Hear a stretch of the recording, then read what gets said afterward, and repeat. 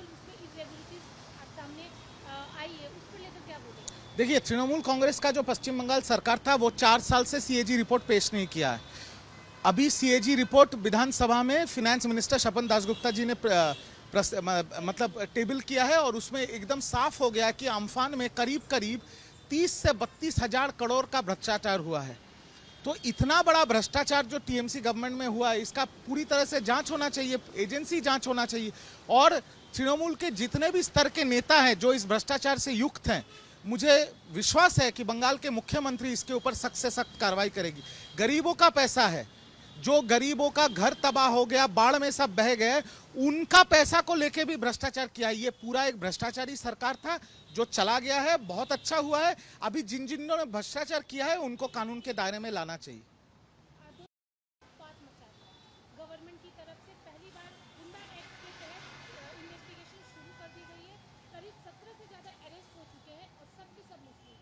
देखिए, हिंदू मुस्लिम का बात ही नहीं है। बात है कि स्टूडेंट प्रोटेस्ट के नाम पे स्टूडेंट को ढाल बना के आप तिरंगा लेके हाथ में उसको डंडे की तरह इस्तेमाल करोगे कलकत्ता पुलिस के ऊपर। कलकत्ता पुलिस के ऊपर बोतल फेंकोगे, जूते फेंकोगे, प्रधानमंत्री का पोस्टर बना के, गंदी गंदी पोस्टर बना के प्रधानमंत्री को गाली दोगे, मुख्यमंत्री को गाली दोगे। ये क्या आंदोलन हो रहा है?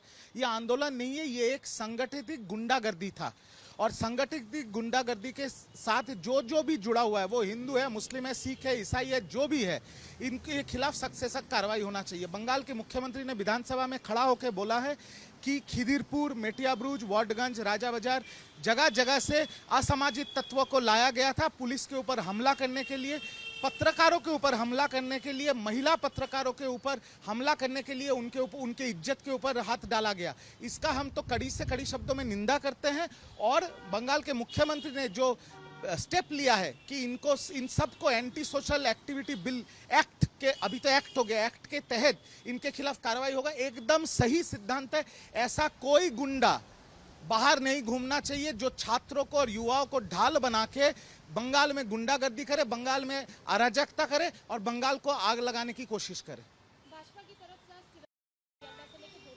नहीं, सही बात है, ठीक है, भाजपा निकाल ही सकती है। एक तरफ जब छात्रों को और युवाओं को ढाल बना के गुंडागर्दी करा जा रहा है, बंगाल में अराजकता करने की कोशिश हो रही है। अगर बंगाल की सरकार, भाजपा सरकार अभी तिरंगा रैली निकालेगी, हाथ में तिरंगा लेके और शांति का बात कहेंगे वो, तो इसमें किसको विभेद हो सकता है? ये अच्छी बात है, ये अच्छा मैसेज है जो घर घर जाना चाहिए कि हम लोग राष्ट्रवादी हैं। हम मैं एक बंगाल का निवासी हूं, पर मैं राष्ट्रवादी हूं। देश सर्वोपरि है।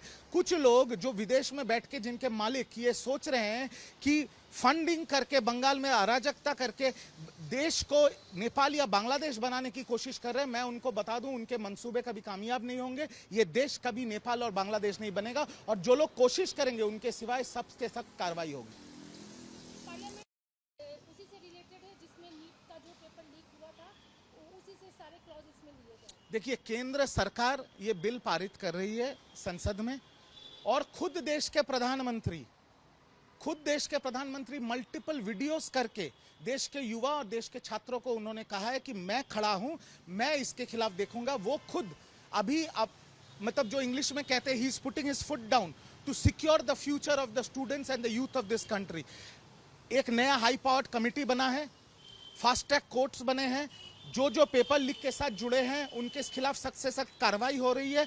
और नए बिल्स आ रहे हैं संसद में जहां पर छात्रों और युवाओं का भविष्य सुरक्षित होगा, और जो पेपर लीक करेगा वो जेल के अंदर रहेंगे। इससे अच्छा काम क्या हो सकता है? देश के युवाओं का, छात्रों का और हम जैसे राष्ट्रवाद लोगों का हमारा पूर्ण विश्वास देश के प्रधानमंत्री के ऊपर है। देश के प्रधानमंत्री खुद सामने से खड़े होकर ये बिल पारित कर रहे हैं और देश के छात्रों और युवाओं का भविष्य सुरक्षित कर रहे हैं। मैं देश के प्रधानमंत्री को सल्यूट करता हूं इस स्टेप के लिए।